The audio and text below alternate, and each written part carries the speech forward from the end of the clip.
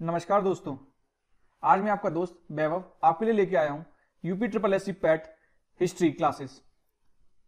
अगर आप हमारे चैनल पर नए हैं और आप सीधा इस वीडियो को देख रहे हैं तो आपको पहले इसका सिलेबस की एक हिस्ट्री सिलेबस की मैंने एक डिटेल्ड वीडियो बनाई है जिसके अंदर मैंने ये बताया है कि हम इस हिस्ट्री की पूरी लेक्चर सीरीज को किस तरीके से प्रोसीड करेंगे। तो अगर आप इस वीडियो को पहली बार देख रहे हैं तो आप इससे पहले उस वीडियो को जरूर देखिए। उसका लिंक मैं आपको डिस्क्रिप्शन बॉक्स में दे दूंगा ताकि आपको एक आइडिया लग सके कि हम लोग एक्चुअल में करने क्या जा रहे हैं। और जो लोग हमारे इस चैनल पर नए हैं प्लीज हमारे चैनल को शेयर कीजिए, सब्सक्राइब कीजिए और हमारे वीडियोस को लाइक कीजिए। तो अब जो UP triple S C PET का हिस्ट्री का जो सिलेबस हम लोगों ने डिस्कस किया था लेक्चर 1 के अंदर, उसी को आगे बढ़ाते हुए अब हम डिस्कस करेंगे हिस्ट्री को। और जो आज हम हिस्ट्री डिस्कस करेंगे वो करेंगे हम 1885 से लेके टोटल 1947 तक। हमारी पढ़ाने की स्ट्रेटेजी जो रहेगी वो बेसिकली हम लोग स्टार्टिंग में क्या करेंगे, एक बैकग्राउंड अंडरस्टैंड क्रिएट करेंगे कि 1885 में भारत क्या था, किस तरीके से भारत ने अपने स्वतंत्रता संग्राम की लड़ाई को आगे बढ़ाया, किस किस मूवमेंट पे कोई घटना हुई थी तो वो क्यों हुई थी, क्या ऐसे सर्कमस्टेंसेस थे जिनकी वजह से वो पर्टिकुलर घटना वहां पर हुई। और उसके बाद धीरे धीरे करके हम लोग ईयर वाइज ईयर ऑलमोस्ट जो जो इंपॉर्टेंट इवेंट्स थे उनका बैकग्राउंड क्रिएट अंडरस्टैंड करेंगे। और उसके बाद में जब ये 3-4 लेक्चर की सीरीज खत्म हो जाएगी, जब हम बैकग्राउंड एक बार अंडरस्टैंड कर लेंगे, उसके बाद हम 1 बाय 1 एक एक टॉपिक को उठाएंगे और उसके बारे में डिटेल्ड डिस्कशन करेंगे कि उस पर्टिकुलर इवेंट में से क्या क्या एमसीक्यूज क्वेश्चंस आपके बन सकते हैं। तो सबसे पहले इस जो हम आपको स्टार्टिंग की 2-3 वीडियोस देंगे, उन वीडियोस को आपको कुछ नहीं करना, आपको बेसिकली अपना कॉपी पेन उठा के रख दीजिए। सिर्फ मैं आपको एक बैकग्राउंड स्टोरी समझाऊंगा, आपको सिर्फ वो समझनी है और वो समझना है कि उस टाइम पर भारत के अंदर क्या क्या ऐसी घटनाएं थी या क्या क्या ऐसी सिचुएशंस हो गई थी जिसकी वजह से ये पर्टिकुलर इवेंट्स घटित हुए। तो चलिए हम स्टार्ट करते हैं अपना हिस्ट्री का पोर्शन। तो ये बेसिकली हमारी एक टाइमलाइन है, ये जो मैंने इसमें ईयर्स लिखे हुए हैं ये बेसिकली टाइमलाइन है। इस टाइमलाइन में एक इंपॉर्टेंट इवेंट्स जो कुछ घटित हुए थे उनके बारे में बताया गया है। तो हम स्टार्ट करेंगे। आपको अब एक चीज अज्यूम करनी है, हिस्ट्री में 1885 से पहले क्या हुआ था। अभी आपको अज्यूम करना है कुछ कुछ हुआ था, मुझे नहीं पता अभी क्या हुआ। हम सीधा इस पोर्शन को डिस्कस करेंगे, नेशन मूवमेंट को। हम ये नेशन मूवमेंट इसीलिए सबसे पहले डिस्कस कर रहे हैं क्योंकि हमें पता है एग्जाम में जो 5 नंबर का पोर्शन है इसमें हमें ज्यादा नहीं पढ़ना और जितना हम पढ़ेंगे उसमें हमारे शॉर्ट मार्क्स बन जाएंगे।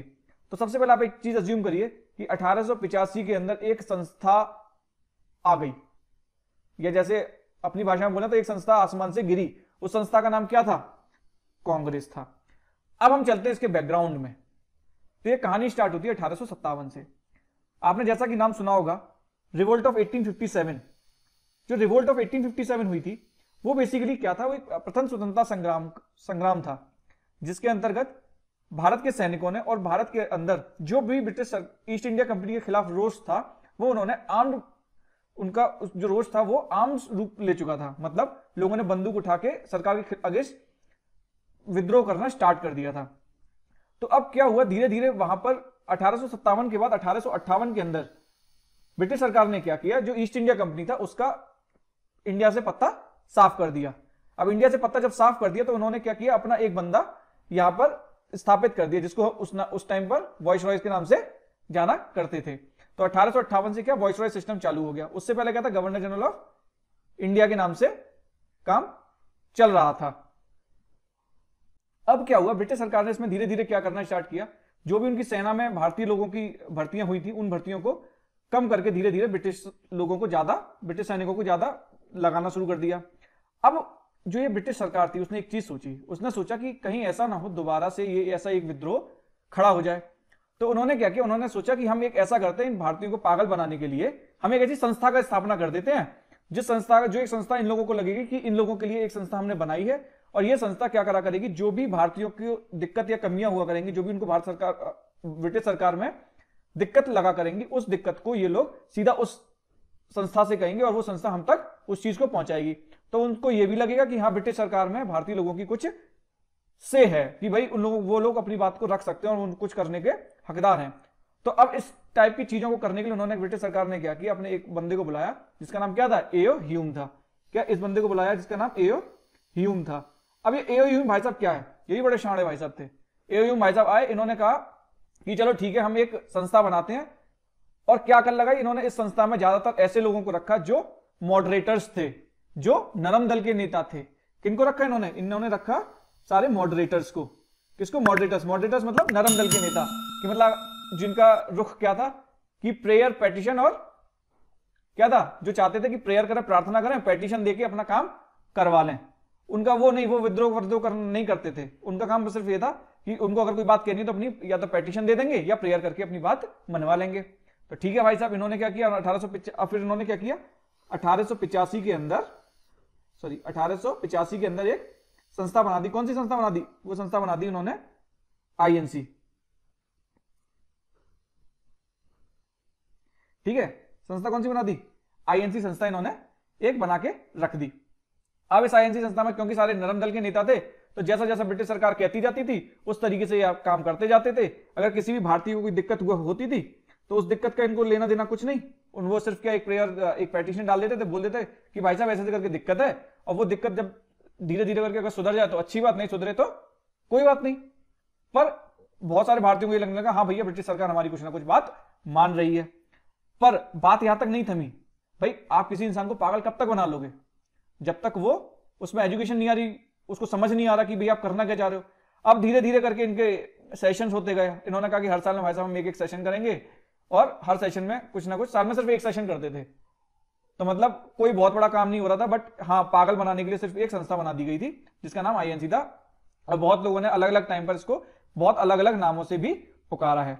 अब क्या होने लगा इंडिया के अंदर कि जो मॉडरेटर्स वगैरह सब थे, अब जो ब्रिटिश सरकार थी, अब ब्रिटिश सरकार को क्या लगा कि जो ये हिस्सा है भारत का, जो ये वाला हिस्सा था बंगाल का, ये इंटेलेक्चुअल स्टेट बोला जाता था। इंटेलेक्चुअल स्टेट बोला जाता, मतलब बुद्धिजीवियों का गढ़ बोला जाता था। आपको भी पता होगा, जैसा अगर आप हिस्ट्री आपने थोड़ी बहुत कभी पढ़ी हो तो आपको पता होगा फर्स्ट सिविल सर्वेंट वगैरह जितने भी बड़े बड़े लोग हुए वो सारे बंगाल से हुए। और इनको यह भी लगा कि भाई जितनी भी विद्रोह की अब चिंगारी भी उठ रही है, जो भी उठ रहा है, वो सब कहां से उठ रहा है? वो सारा बंगाल से उठने लगा। तो इन्होंने एक चाल चली कि उन्होंने कहा कि हम बंगाल को बाइफरकेट कर देते हैं दो हिस्सों में। क्या करते हैं हम? दो हिस्सों में बाइफरकेट, एक ईस्ट बंगाल हो जाएगा और एक वेस्ट बंगाल हो जाएगा। अब ईस्ट बंगाल में क्या कर दिया? ईस्ट बंगाल में इन्होंने मुस्लिम्स को कर दिया, और वेस्ट बंगाल में इन्होंने हिंदू और कम्युनिटीज को कर दिया। अच्छा, अब रीजन क्या दिया? क्या बोलते हैं भाई साहब? कहते हैं हम मिसमैनेजमेंट। क्या बोलते हैं? मिसमैनेजमेंट की वजह से हम इसको बाइफरकेट कर रहे हैं, हमसे एडमिनिस्ट्रेशन संभाला नहीं जा रहा इतने बड़े स्टेट का, तो हम इसका बाइफरकेट कर रहे हैं। तो उस टाइम पर जो थे वॉइसरॉय, वो कौन थे? उस टाइम पर थे कर्जन साहब। कौन थे?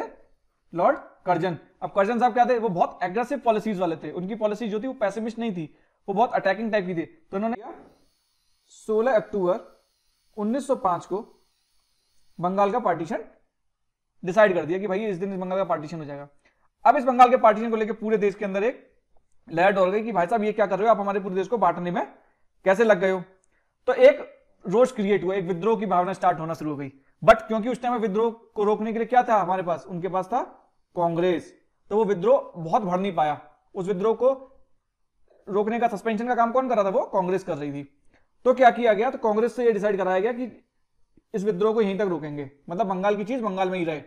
तो इस बात को लेकर पूरे देश के अंदर एक स्वदेशी मूवमेंट का अभियान चलाया गया, एक स्वदेशी आंदोलन चलाया गया। इस स्वदेशी आंदोलन के अंतर्गत यह आह्वान किया गया कि जितनी भी आप चीजें यूज करते हैं वो सारी आप स्वदेशी यूज करेंगे। तो सभी लोगों ने जो विदेशी कपड़े थे, विदेशी सामान था, सबको बाहर निकाल के जलाने लगे, फेंकने लगे। और बहुत सारे लोगों ने जो इंग्लिश स्कूल्स में पढ़ रहे थे वो सब निकल के आ गए। उन्होंने छोड़ के अपने भारतीय स्कूलों में एडमिशन लेना स्टार्ट किया, वर्नाकुलर लैंग्वेज को पढ़ना स्टार्ट किया। इस तरीके से स्वदेशी मूवमेंट अपने धीरे धीरे करके चलने लगा। अब क्या हुआ, जब कांग्रेस के अंदर इस चीज में थोड़े से बाइफरकेशन आने लगे, क्या नरम दल के लोग कहने लगे कि हम इस जो पूरा मूवमेंट चला, स्वदेशी मूवमेंट है, क्योंकि ये प्रॉब्लम बंगाल की है तो हम इसको बंगाल तक ही सीमित रखेंगे। और बाकी लोग जो गरम दल के नेता थे, जिनको एक्सट्रीमिस्ट बोला जाता था, उन लोगों ने बोला कि नहीं, क्योंकि ये हमारे देश की प्रॉब्लम है तो हम इसको पूरे देश के अंदर ले जाएंगे और सबको इस चीज के बारे में अवगत कराएंगे कि भाई हमारे साथ एक्चुअल में हो क्या रहा है।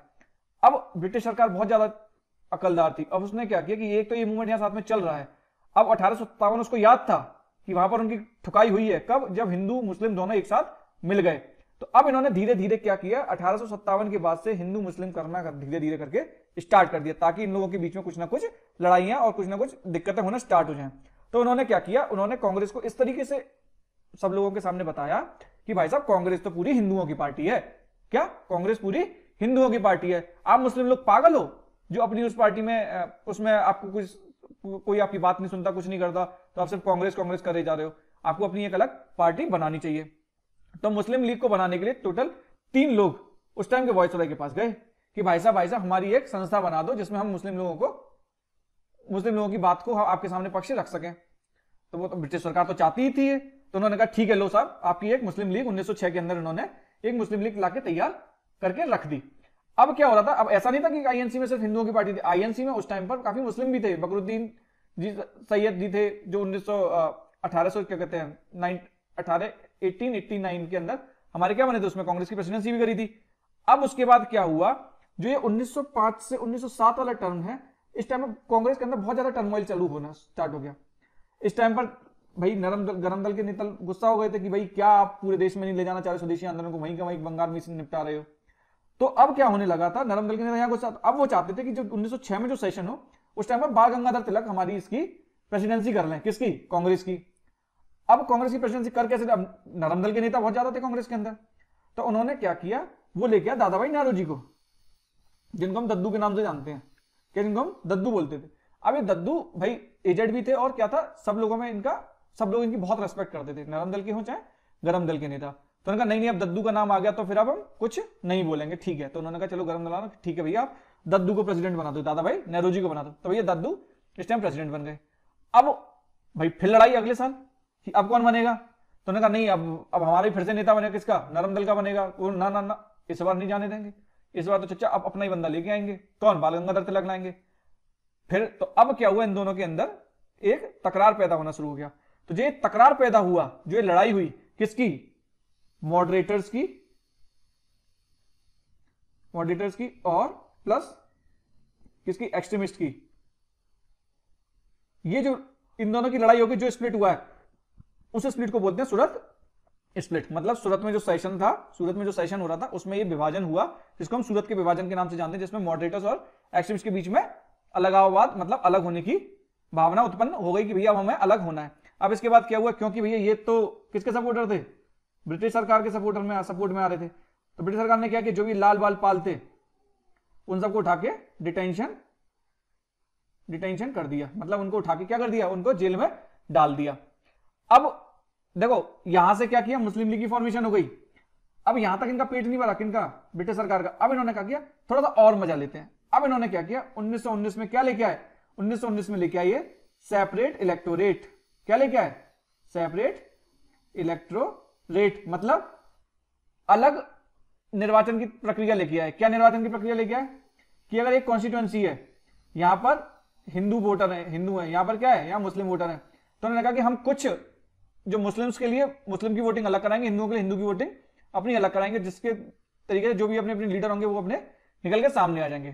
कांग्रेस ने भैया कहते ना भैया ना, इसका खुले तौर पर कांग्रेस ने विरोध स्टार्ट कर दिया कि नहीं अब हम नहीं इस चीज को सहेंगे कि ये चीजें थोड़ी हैं कि समाज में इतना बड़ा बाइफर्केशन कर दो। अगर इलेक्शन प्रक्रिया ये अलग करनी, सेपरेट इलेक्टोरेट कर दिया तो कल को भाई अलग अलग कम्युनिटी, अलग अलग कास्ट के लोग भी खड़े हो जाएंगे कि भाई हमारे लिए भी सेपरेट इलेक्टोरेट कर दीजिए। तो ये एक बहुत बड़ी चाल के तौर पर मॉर्ले मिंटो रिफॉर्म्स लेके आए थे। मॉर्ले उस टाइम पर क्या थे, सेक्रेटरी जनरल थे, सेक्रेटरी थे इंडिया के। और मिंटो क्या थे, मिंटो उस टाइम पर वॉइसरॉय थे। क्या थे, वॉइसरॉय। अब वॉइसरॉय और सेक्रेटरी जनरल में क्या है, वॉइसरॉय क्या हो गया, एक तरह से आप ये समझ लो प्रेसिडेंट हो गया इंडिया का, है ना। सेक्रेटरी जनरल क्या होगा, he is the representative of crown. मतलब वॉइसरॉय अपना काम कर रहा है इंडिया के अंदर, पर क्राउन को एक अलग से इंफॉर्मेशन चाहिए कि भैया वॉइसरॉय प्रॉपर क्या काम कर रहा है। तो वॉइसरॉय के ऊपर क्या होता था, सेक्रेटरी जनरल होता था, जो सारी इंफॉर्मेशन किसको देता था, क्राउन को देता था। वॉइसरॉय किसके लिए क्वेश्चनेबल था, पार्लियामेंट के लिए क्वेश्चनेबल था, ब्रिटिश पार्लियामेंट के लिए। और सेक्रेटरी जनरल किसके लिए था, क्राउन के लिए आंसरेबल था। तो इस तरीके से उन्होंने एक सेपरेट इलेक्टोरेट की बात चालू कर दी। अब यहां पे क्या होने लग गया कि 1911 के अंदर क्या था, किंग जॉर्ज V और उनकी क्वीन को क्या सूझा कि भैया चलते हैं हम अपना दिल्ली में घूम के आते हैं। तो यहां पर दिल्ली के अंदर 1911 के अंदर एक दिल्ली दरबार लगाया गया, पूरा देश सजाया गया। उस टाइम पर बढ़िया तरीके से हर जगह पर वो करा गया। इस टाइम पर जो वॉइसरॉय थे वो कौन थे, वो लॉर्ड हार्डिंग थे। कौन थे, लॉर्ड हार्डिंग। तो ये इस टाइम पर इनकी पूरी आवाभगत में लगे हुए थे। ठीक है दोस्तों, तो आज हमने क्या कहां तक डिस्कस किया, आज हमने डिस्कस किया 1911 तक। हम अपने हिस्ट्री के सेशंस को थोड़ा छोटा ही छोटा रखेंगे ताकि आपको कम समय में थोड़ी अच्छी और प्रॉपर जानकारी मिल सके। मैं ज्यादा लंबी वीडियोस भी बना सकता था, पर मुझे लगा क्योंकि ज्यादा लंबी वीडियोस देखने थोड़ा बोरियत भी होती है, तो अगर हम छोटे छोटे वीडियोस के तहत आपको हिस्ट्री पढ़ाएंगे तो आपको इंटरेस्ट भी बना रहेगा और आप अच्छे से सीख भी सकेंगे। अभी तक जितना भी मैंने कुछ आपको पढ़ाया, आपको उसको बस एक बार सुनना है, समझना है। अगर हो तो आप इस वीडियो को एक बार दोबारा सुन के देखिएगा, तो जो जो ये इवेंट हुए, जो जो ये पूरी कहानी हुई है, इस कहानी का आपको एक पूरा बैकग्राउंड समझ में आएगा। जब ये सारी कहानी 1947 तक पूरी हो जाएगी, उसके बाद हम दोबारा 1885 पर फिर से आएंगे। फिर हम दोबारा से 1885 के अंदर जो पूरे इवेंट हुए थे उसको बैकग्राउंड को समझते हुए क्या क्या इवेंट हुए कि उस टाइम पर यह संस्था किसने बनाई, कब बनी, कहां पर बनी, कितने लोगों द्वारा बनी, उसके बाद इसके प्रेसिडेंट कौन कौन रहे, 1905 में बंगाल का पार्टीशन कब हुआ, किसने किया, कौन वाइसरॉय था, क्या क्या कंडीशंस हुई उस समय, स्वदेशी आंदोलन के ड्यूरेशन में क्या क्या हुआ, ये सब हम बाद में धीरे धीरे करके डिटेल में डिस्कशन करेंगे। अभी कॉपी पेन रख के आग बंद करके पूरी इस स्टोरी को समझिए, सुनिए और इमेजिन करिए उस समय का भारत क्या था। तो ठीक है, चलते हैं, आपसे मिलेंगे अपने नेक्स्ट लेक्चर में।